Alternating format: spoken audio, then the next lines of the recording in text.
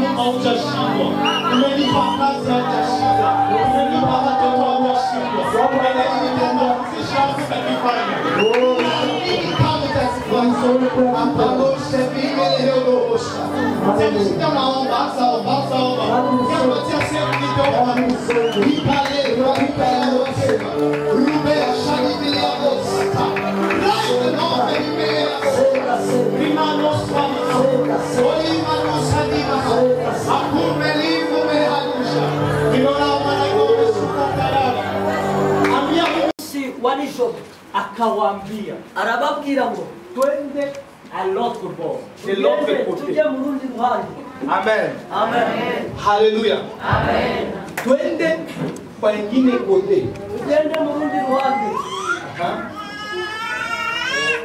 Bitatu gatandatu basiga abantu bamujyana mu bwato yahozemo kandi hari n'abandi mu mato yo hamwe nabwo.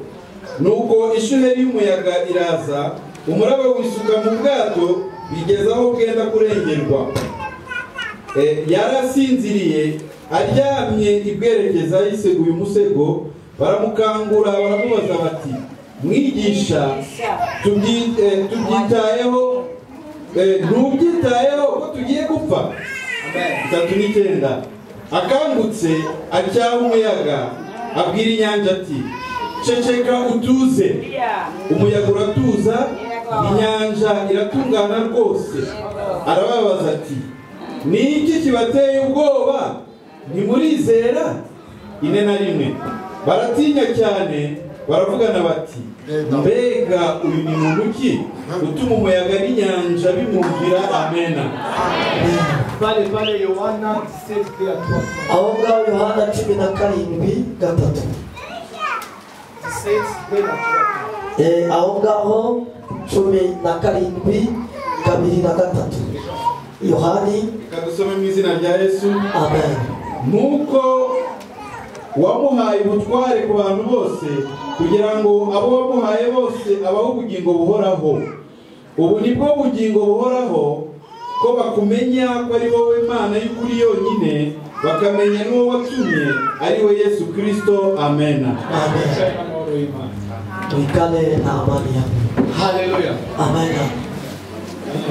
Nilikia kupatia kitu cha maana sana. Shaka kubaha ikintu cy'agaciro cyane. Kanisa leo tuko na shida kabana. Itorero rya none dufite ikibazo gikomeye. Tena kabadi mama. Kandi gikomeye mubyeyi. Tuliokoka na tutoke tuliokoka. Twarakizwa ariko ntibamenye impamvu twakijwe. Tuliokoka na tutwa ulimwengu alituita. Twarakizwa ariko ntitwamenye Imana yaduhamagaye. Iko saa mtu mwenye alikuwa malado ferina. Niko umuntu wakuriye mu kigo cy'imfubyi. Unajuaka ulizaliwa. Umenya ko wavutse. Me baba umutu wala mama. Ariko data cyangwa se so ntabwo umuzi. Haleluya. Amen. Unatembea katika waendelea. Haleluya. Amen. Le problème à Kristo tuko nayo. Ikibazo abakristo dufite, tunaaminia sana promesse, atuaminie Mungu wa promesse. ntabwo twizera cyane amasezerano, ariko ntitwizera Imana y'amasezerano. Nilikia kuambia kitu kimoja. Naje kukubwira ikintu kimwe. Kujua Mungu ni kitu cha maana sana mu maisha yako, kushinzia kwa kukuwa mwambianza kumjua. Ukuvuga ngo kumenya Imana ni icy'agaciro kuruta kuba mu munezero wo kumenya Imana gusa. Waangalie Biblia yote. Urebe Biblia yose. Kuanzia ku Genèse mpaka Apocalypse. Kuva ku itangiriro kugera ku byahishuri. Biblia inasema hivi. Biblia iravuga ngo Imana yakuza misi cyane. kwa sababu Mungu alivyopenda ulimwengu kinege. akatoa mtoto wake wa pekee. Kugira ngo mwizera wese Anayemwamini yote. Kwizera. Amini ni vala bebe. ni urwego rw'abana. Kwa juu kubera iki? Unizamini ya mtu meo mchole muna nini. Ushobora kwizera umuntu ariko utazi uwo wizeye. Haleluya. Amen. Jo probleme tuko nayo. Nicyo kibazo dufite. Tuliaminia Mungu wa pesa. Twizera Imana y'amafaranga. Tuliaminia Mungu wa visa. Twizera Imana ya. Tuliaminia Mungu wa kupewa mavoyaji. Twizera Imana ya kujyana mu mbaya. Tuliaminia Mungu mwenye kupatia akali. Imana izatuwagakiza. Tulimamilisha ukweli. Reka mabwiza ukuri. Kanisa itorero iko pale kwa jua kusaidia twende mbinguni. Ila kugira ngo ridufashe tujye mu ijuru. Kanichukua leo sana. Mushobora kunya ku imunsi. Kamata gari. Fata imodoka. Jomo kwa chunga hiyo. Iyo niyo washaka. Hawezi kupatia gari bila kabila, ni processes. Ntabwo baguha imodoka nta mavuta yarimo ibyo n'urugendo. Haleluya. Amen. Tunatembea baba wanatembeza gari sina gari ndafana gari. Bamwe bajya batwara amamodoka nta modoka mfite ariko nzafite imodoka. Mimi najya shanje kitu bimwe mu akilini. Nje kuhindura ibintu bimwe mu bwenge bwanyu. Siku utajua Mungu, umunsi uzamenya Imana utakuwa miracle wewe uzagira igitangaza wowe ubwawe. Amunisikie bitanye ntabwo munyumva neza. Biblia inasema hivi. Biblia iravuga ngo tuko ba élu sacrificateur. Ukuvuga ngo turi abatoranyijwe b'abatambyi. Pourquoi élu ça veut dire quoi? Kuba uwasizwe bivuze iki? Tulikuwa mbali ya masezerano. Twari kure y'amasezerano. Imana iradukunda. Mungu akatwiha. Haleluya. Amen. Haleluya. Amen. Haleluya. Amen. Haleluya. Amen. bord. nukuvuga ngo mugende mujye mu rundi ruhande. Twende mwingine kote akona vitu. Tujye mu rundi ruhande rwo kureba ibintu. Mungu alituita haiko sisi tufurahishe penye tuko navyo. Ntabwo Imana yaduhamagaye ngo twishimishe mu byo dufite. Imagine toi siku moja. Wowe tekereza umunsi umwe. Ulipiga sente mu kanisa tulimba. Waturanze sente mu rusengero turabyina turaririmba. Shana kwambia sikujua. Nakubwira ngo nta nubwo nakumenye. Amen. Amen. Amen. Amen. Baba. Data. Bana banjye. Hata wanakuambia kama huyu ajua Mungu, yeye anasema ile baba. Utari wamenya Imana ivuga iyo data bana banjye. Abraham, mimi nasema sana Abraham. Abrahamu icyatangaje kuri we. Aliona malaika. Yamenye abo bamarayika na munagana. Kwele polipoli. Reka tugende aho. Abraham anaangalia tu watembea pale nje. Wako abona abantu bari kugenda hanze. Aseme mkuye kula kwa. Muze kurya iwawe. Sasa unajua Mungu unajuaga na masymptoms ya watumishi wa Mungu. Iyo uzima umenya n'intumwa z'Imana. Twende kwa Moise. Tujye kwa Musa. Anafika mleva anamwambia unakuwa Mungu mbele ya Farao. Ngo uba Imana imbere ya Farao. Ageze mu rwego. Maana mwana mchaji Yoshua kwa Ukuvuga ngo Yoshua abaye umuhanuzi. ça veut dire Bishatse kuvuga Mungu anampatia autorite ya Bwana. Imana imuhaye ububasha yari afite kuri Musa. Haleluya. Amen. Uko na autorite gani mbele ya shetani? Ufite we utwara imbere ya Satani. Haleluya. Amen. Ndio nani ndio profete ndio Mie niko mwalimu, niko profete, niko waje gukora iki wowe munsi? Kama ulikuya kuomba noneho emeza ko wasenze. Amen. Amen. Amen. Amen. Vitu bishabadilika. Ibintu bimaze kuhinduka. Yesu kumujua kumumenya quelque chose pour primordial.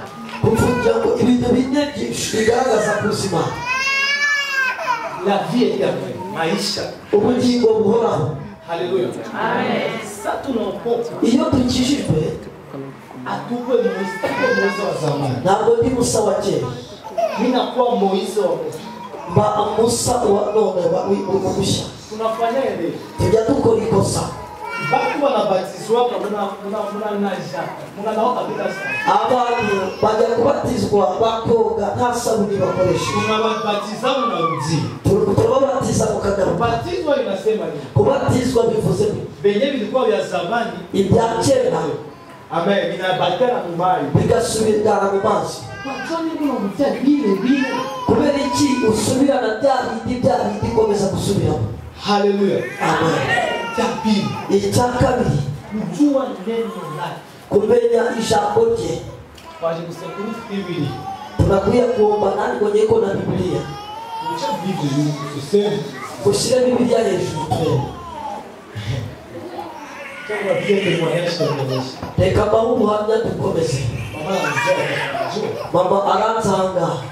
Baba Data papa wanje. Sasa kwa tena soma kigani.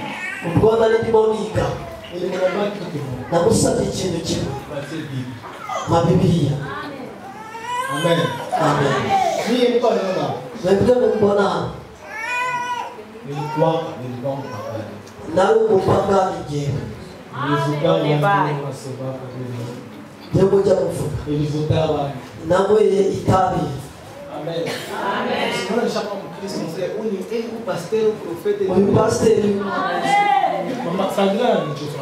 Mama Sandrine aranzi. Na Sandra nicho. Na Sandrine aranzi. Kama niko na kuhubiri. Niba ni kukubwiriza. Sitakupatia morali. Ntabwo naje kukurema gati. Niko samuo. Meze nkano. Niko najenga bato. Kubaka ubwato. Niko naambia kukuze mnakataa. Wabwira muze mukama. Ademishe tabia kila mtu. Umunsi uzaza mwese. Wache blage. Reka umukino. Mungu ayo tatetu. Imana ntabwo ari sogokuru wawe. Alimupenda kajipana. Yaragukunze arita. Jao, kesho hii. Kama Mungu alipenda mtoto wake na nafikiria kuacha. Wache blage na Mungu. Reka umukino. Mwenye wa Sodoma na Gomora hapo. Watwitse Sodoma na Gomora sima. Amusome Biblia. Ntabwo musoma Bibiliya. Wao usome mbele. Ntabwo dusoma Bibiliya bana. Mungu mbitu gani? muri mubiki Pokea gani? akira amamoto Kamata mariage. Ile niveau ishatoka hapo. urwo rwego rwavuye Tuko mu niveau. turi mu rwego Mimi na Mungu hatuachana. ntabwo dutandukana. Nasikia sama kubii. Mbona wakopa kwanza majira Ari ni boko batinya. Mbele mzazi so wote pole sana pastor. Bomba Ana aliomba yarasenze. Paka profete, paka mutazi. Asa unalewa. Bamurasi. Wewe shida yako ya Ana inashinda shida yako. Wowe ikibazo cya Aombe, aujieleza, aujitini, aufanye kitu. Kisha Mungu ni muyomba wako. Imana jango ni muyomba wako. Mwachile mablage. Urekuwa mutio. Haleluya. Amen. Inalomba sama unachitupa. Inasema kwa uijukunya. Haleluya. Amen. Haleluya. Amen. Haleluya. Haleluya. Yesu akutapa na mavisa. Yesu nabo yaje akutapa na mariage. Yaje kutanga. Yaje kutanga kabisa. Ukisema wese. Ukisema wese. Akamumenya. Akagenda mu Israeli. Ijambo ry'Imana riravuga ngo nije Israeli y'ukuri. Haleluya. Haleluya. Kwizera Imana ni iki? Kwizera Imana ni iki? Nukuri ikintu cyose wumvise. Ukitanga. Mungu azekutana brate. Unawasimulia kwa tumatwaje kuchini. Wakiko wane hakushima. Tunaweza wakabilia.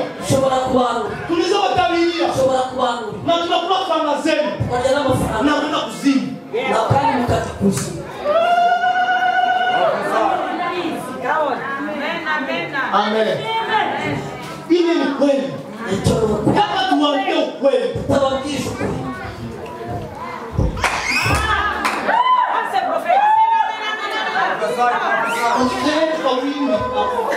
Ukamule wakamuleba. Usemule hemali hakope. Umawata. Kile numiza pasteur. Ningo sa préparer. Kile numiza pasteur. Ikintu kimomenza. Pasha kanta saba kisho. Badufashe n'abakozi ba. Ufita mafaranga kumunga nje. Uko na pesa ya kuweka. Au mafaranga kutunga mama. Na kufanya wewe nani? wewe nani? Kama yokoka. Nibagaratishi. Niko mjia kwenda mbinguni. Ari mu nzira yo kujyanisha. Acha sana. Ekija. Fulani ndani. Ase alikuwa mkristo mbaya. Yari muri gereza mbi. Shida zako azifika mu niveau. Ibibazo bya ntabwo byajyana mu rwego. Kuzumuka wewe. Ukuzumuka wewe. Banatosha mlima mnacheza mnaruka. Banalituka kwa masomo Kwa shule iko bavuga ngo. Ndio maandiko blage. Kuba mnalaga n'umukino. Haiko blage. Agari umukino. Mimi washanifukuza kwa masomo nikaita wazazi wakaniambia Je bani mkale kuishima nikopeshe. Mimi nitakopesha mimi $500 wapi? Amatore magana 5 za yakura. Mimi nitajikopesha franga kulipa masomo wapi? Jewe na kuikopesha mafaranga. Mimi nashaniambia ni mgeto Kigali naambia. Baza kulimbira muri geto cha. Allo papa. Allo papa. Alikuza mbase jitebile kwa mwanaume. Bani rukane mwishuri nawe ugira icyo ukora mu musore. Haleluya. Amen. Kwa ya afera iko afera wazazi. Mbona ko na agoji ari kibazo cy'ababyeyi. Oui. Tujengogi. Nataka nikwambie. Imani shakuta. Uko nataka kuokoa. Uko franga hawezi kusema kwa mzambi. Uko franga hawezi kusema kwa mzambi. Hari amafaranga utakora mu gihe ukiri mu byaha.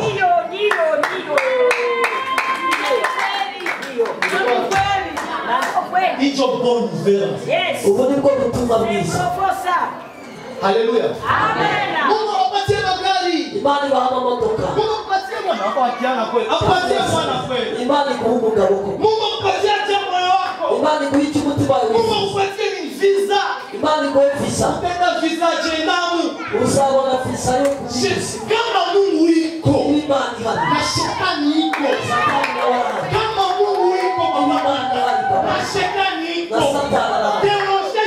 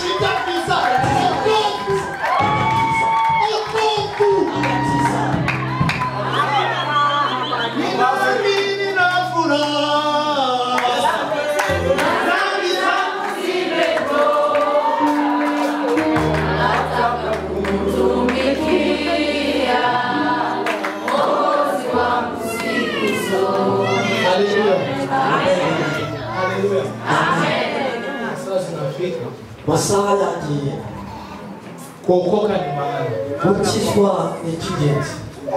mimi nakutabiria sasa watatabiri Jewe ndakwarumurira nibyo ariko no ntabwo tunatabiri hapa kandi tujya dutuhanura tutabiria mama tujya duhanura mama machozi yako tishaisha amarira yawe yose yashize.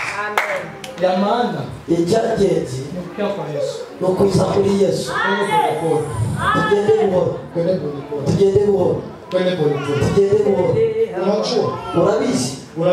Urabizi shida unapita ikibazo urimo kunyura ni kenye ulisemanga siku moja icyo wavuze umunsi umwe asemi jewe ntabwo bizagiyemo neza. Mungu Imana ikumugisha tutabiria yote niko kuguhanurira kose. tutabiria Dushaka tukuzuruka, tunaweza chanzo dushobora kuzuzwa. ya maana Icy'ingenzi mie sa Moise jewe namusa mina changer ndahindura katika jina la Yesu mu izina rya Yesu, katika jina la mu Yesu izina rya Yesu. ende ndugu alisema Icyo mwene wanyu yavuze, ende kila mtu alisema icyo buri muntu wese yavuze. Genda mama agusengere. mina malizia Soreje ahangaha sikia profite nikamwambia mkweli naje kubabwira ukuri kw'ijambo ry'Imana. Mungu anawapenda sana Bandi irabakunze cyane. mke kwa Kristo Muze kwa Kristo, mke kwa Kristo muze kwa Kristo. mwenye alitosha mimba mke kwa Kristo Uwakuye mitaze kwa Kristo. Mungu anakupenda kisiku Imana iradukunda uko tumeze. Moise aliua Mungu akamsaidia Musa yarishe, Imana iramufasha arahinduka arakiza. Yakobo akula baraka akakuwa mwizi Yakobo aragenda arya cyangwa se arigana umugisha arangije ahura n'Imana iramuhindura. mimi nataka kulomba Je kugusaba ya kwa Kristo ngwino kwa Kristo, Kristo ngwino kwa Kristo, ya kwa Kristo ngwino kwa Kristo, karibu tunamaliza ngwino dusenge ndasoje. nimeokoka Dhambi zangu zimetoka, nimeshakuta kuzima kwa Kristo wasibe na mimi nimeshakuta kuzima kwa siku zote nimeokoka kwa furaha kama furaha. Dhambi zangu zimetoka, nataka kutumikia Mwokozi wangu siku zote. Kuna mtu nataka wokovu ni gratuit mwenye nataka kuokoka kupokea Yesu kwa Bwana na Mwokozi wa maisha yake.